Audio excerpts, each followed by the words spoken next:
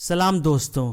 जे पियर point Morgan ने एक बार कहा था कि किसी भी काम को करने के पीछे आम तौर पर इंसान के पास दो कारण होते हैं। पहला कारण वास्तविक होता है और दूसरा कहने सुनने में अच्छा लगता है। यह कहने की जरूरत नहीं है कि हर इंसान वास्तविक कारण जानता है, परंतु चूंकि हम सभी लोग दिल से आदर्शवादी होते हैं, इसलिए हम उन कारणों के बारे में सोचना पसंद करते हैं जो कहने सुनने में अच्छे लगते हैं। इसलिए अगर आप लोगों को बदलना चाहते हैं तो आदर्शवादी कारणों का सहारा लीजिए। क्या यह आदर्शवादी तरीका बिजनेस में भी काम करता है? आइए देखते हैं। ग्ले गोल्डन पेंसिल्वेनिया में फैरल मिशेल कंपनी के हैमिल्टन जे फैरल का उदाहरण लें। फैरल के एक चिड़चिड़े किराएदार ने घर खाली करके चले जाने की धमकी दी। हालांकि समझौते के अनुसार उसे 4 महीने तक वहीं रहना था, फिर भी उसने यह नोटिस थमा दिया कि वह तत्काल मकान खाली करके जा रहा है, चाहे समझौता कुछ भी हुआ हो। फैरल ने बताया, ये लोग मेरे मकान में सर्दियां गुजार चुके थे जब मकान साल भर में सबसे महंगे होते हैं। मैं जानता था कि शरद ऋतु के पहले नया किराएदार मिलना मुश्किल है।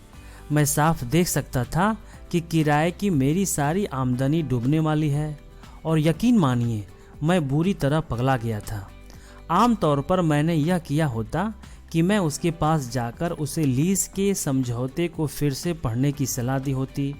मैंने बताया होता कि अगर उसने मकान खाली किया तो उसे पूरे का पूरा किराया एक मुश्त चुकाना पड़ेगा और मैं कानूनी तरीकों का इस्तेमाल करके उससे पैसा वसूल कर सकता था, और मैंने ऐसा ही किया होता। परंतु मैंने गुस्से में आकर विवाद बढ़ाने के बजाय दूसरी तकनीक का इस्तेमाल करने का निश्चय किया। मैंने कहा, मिस्टर डो, मैंने आपकी बात सुन ली है और मुझे अब भी यकीन नहीं हो रहा है कि आप मकान खाली करना चाहते हैं। वर्षों तक किराए पर मकान देने के कारण मुझे मानव स्वभाव का काफ़ी ज्ञान हो चुका है, और आप जब यह मकान लेने आए थे तभी मैंने यह देख लिया था कि आप अपने वादे के पक्के इंसान हैं। मुझे अब भी यही लगता है, इसलिए मैं आपके सामने यह जोखिम भरा प्रस्ताव रखना चाहता हूँ। यह रहा मेरा प्रस्ताव। इस पर कुछ दिन सोचें और फिर जवाब दें। अगर आप पहली तारीख तक आकर मुझसे यह कहेंगे कि आप अब भी मकान छोड़ना चाहते हैं, तो मैं आपसे वादा करता हूँ कि मैं आपके निर्णय को अंतिम मान लूँगा। मैं आपको जाने दूंगा और यह मान लूँगा कि आपके बारे में मेरी धारणा गलत थी, परंतु मेरा अब भी विश्वास है कि आप अपने वादे के पक्के हैं और आप समझौते का पालन करेंगे। हम या तो आदमी हैं या फिर बंदर, और विकल्प चुनना आमतौर पर हमारे अपने हाथ में होता है। दोस्तों, अगले महीने वह किराएदार आया और उसने मुझे खुद किराया दिया। उसने कहा कि उसने और उसकी पत्नी ने इस बारे में चर्चा की और रुकने का फैसला किया। वे इस निष्कर्ष पर पहुंचे कि अपने सम्मान को बचाए रखने का उनके पास यही इकलौता तरीका था। वे लीज की शर्तों के अनुसार चलें। जब लॉर्ड नॉर्थक्लिफ नहीं चाहते थे कि एक अखबार उनकी खास तस्वीर प्रकाशित करे, तो उन्होंने संपादक को एक पत्र लिखा। क्या पत्र में उन्होंने यह लिखा, कृपया मेरी यह तस्वीर मत छापिए क्योंकि मैं उस तस्वीर को पसंद नहीं करता। नहीं, उन्होंने एक आदर्शवादी बात कही। उन्होंने हर आदमी के दिल में मौजूद माँ के प्रति प्रेम और सम्मान की भावना का सहारा लिया। उन्होंने लिखा, कृपया मेरी वह तस्वीर मत छापिए, वह तस्वीर मेरी माँ को पसंद नहीं है। दोस्तों, आपको लग सकता है कि इस तरह के सिद्धांत सभी के लिए लागू नहीं होते। आप सही हो सकते हैं, कोई भी सिद्धांत सभी मामलों में सफल नहीं होगा, हर व्यक्ति के साथ काम नहीं करेगा। अगर आप उन परिणामों से संतुष्ट हैं जो आपको आज मिल रहा है, तो आपको बदलने की क्या ज़रूरत है। परंतु अगर आप असंतुष्ट हैं तो प्रयोग करके देखने में हर्ज ही क्या है। फ्रेंड्स, इस सिद्धांत को समझाने के लिए डेल कार्नेगी एक और रियल स्टोरी के बारे में बताते हैं कि एक ऑटोमोबाइल कंपनी के 6 ग्राहकों ने सर्विसिंग के बिल चुकाने से इनकार कर दिया। किसी भी ग्राहक ने पूरे बिल पर आपत्ति नहीं उठाई थी, परंतु सभी का यह कहना था कि उन्हें ज़रूरत से ज़्यादा बिल दिया गया था। बिल कार्ड पर हर ग्राहक के हस्ताक्षर थे। इसलिए कंपनी जानती थी कि उसका दावा सही था और कंपनी ने यह बात ग्राहकों को पत्र में लिखकर भिजवा दी। यह पहली गलती थी। क्रेडिट डिपार्टमेंट के आदमियों ने वसूली के लिए यह कदम उठाए। आपको क्या लगता है कि यह सफल हुए होंगे? आइए देखते हैं। पहला, सबसे पहले तो कंपनी के एजेंट हर ग्राहक के घर गए और उन्हें साफ साफ बता दिया कि वे उस बिल की वसूली के लिए आए हैं जिसका भुगतान लंबे समय से अटका हुआ है। दूसरा, उन्होंने यह स्पष्ट बता दिया कि कंपनी पूरी तरह से सही थी, इसलिए ग्राहक पूरी तरह से गलत था। तीसरा, उन्होंने यह बताया कि ऑटोमोबाइल की जितनी समझ ग्राहकों को है उससे बहुत ज़्यादा समझ ऑटोमोबाइल कंपनी को है, इसलिए ग्राहकों को बहस नहीं करनी चाहिए।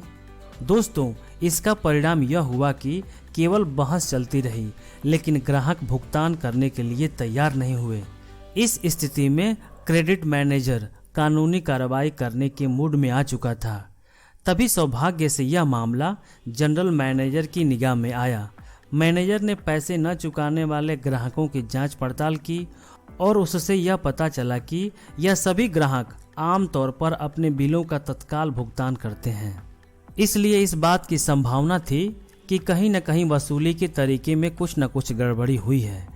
इसलिए उसने जेम्स एल थॉमस को बुलाया और उसने कहा कि वह इन न वसूल होने वाले बिलों की वसूली करे। उसके बाद मिस्टर थॉमस बताते हैं कि पहला, हर ग्राहक के पास मैं भी पुराना बिल वसूल करने गया था।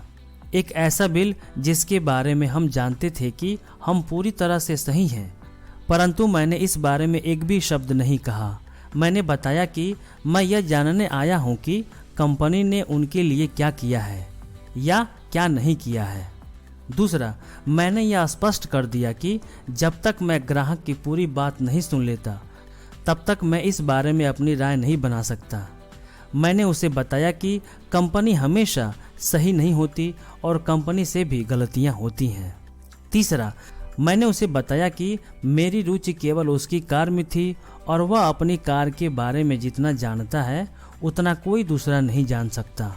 चौथा, मैंने उसे बोलने दिया और मैं पूरी रुचि और सहानुभूति से उसकी बात सुनता रहा। यही उसे चाहिए था। पांचवा, आखिरकार जब दोस्ताना माहौल बन गया तो मैंने पूरे मामले को उसके विवेक और अंतरात्मा पर छोड़ दिया। मैंने आदर्शवादी कारणों का सहारा लिया। मैंने कहा, पहले तो मैं आपको बताना चाहता हूं कि मुझे लगता है कि कंपनी ने इस प्रकरण को ठीक से नहीं संभाला। कंपनी के लोगों के कारण आपको बहुत परेशानी और असुविधा उठानी पड़ी है। ऐसा नहीं होना चाहिए था। मैं अपनी कंपनी की तरफ से माफ़ी मांगता हूं। अभी तक की चर्चा में मैं जान गया हूं कि आप में काफ़ी धैर्य और समझ है, इसलिए अब मैं आपसे एक मदद चाहता हूं। दूसरा कोई भी व्यक्ति यह काम आपसे बेहतर तरीके से नहीं कर सकता, क्योंकि इसके बारे में आप किसी भी दूसरे व्यक्ति से ज़्यादा जानते हैं। यह रहा आपका बिल। मैं आप पर भरोसा कर सकता हूं, इसलिए मैं यह आप पर ही छोड़ देता हूं कि आप हमें कितना भुगतान करें। यह आपका बिल है और आप इनमें से जितना राशि का भुगतान करना चाहें कर दें। आपका फैसला हमें मान्य होगा। क्या ग्राहकों ने बिल की राशि पूरी नहीं चुकाई और ऐसा करने में उन्हें रोमांच का अनुभव भी हुआ।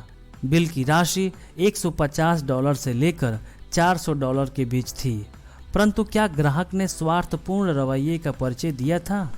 हाँ, उनमें से एक ने ऐसा किया। एक आदमी ने विवादित राशि का भुगतान नहीं किया, परंतु बाकी 5 ने विवादित राशि के अधिकांश हिस्से का भुगतान कर दिया।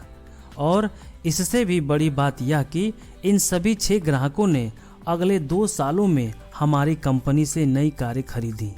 थॉमस का कहना है, अनुभव ने मुझे यह सिखाया है कि जब ग्राहक के बारे में कोई जानकारी हासिल न हो सके तो यह मानना उचित है कि वह ईमानदार, गंभीर, सच्चा है और बिल का भुगतान करने का इच्छुक है, परंतु तभी जब उसे यह विश्वास हो जाए कि बिल सही है। इसे अलग तरह से और शायद अधिक स्पष्ट ढंग से इस तरह कहा जा सकता है कि ग्राहक आमतौर पर ईमानदार होते हैं और भुगतान करना चाहते हैं।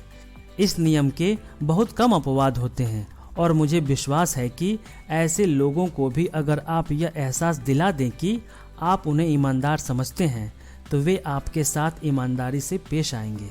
Friends, be like water, feel free and live the life. आज के लिए बस इतना ही, मिलते हैं नेक्स्ट वीडियो में। तब तक के लिए जय हिंद। आपको ये वीडियो कैसा लगा आप अपनी राय कमेंट बॉक्स में ज़रूर देना। And please do like, share and subscribe the channel. And finally thanks for watching.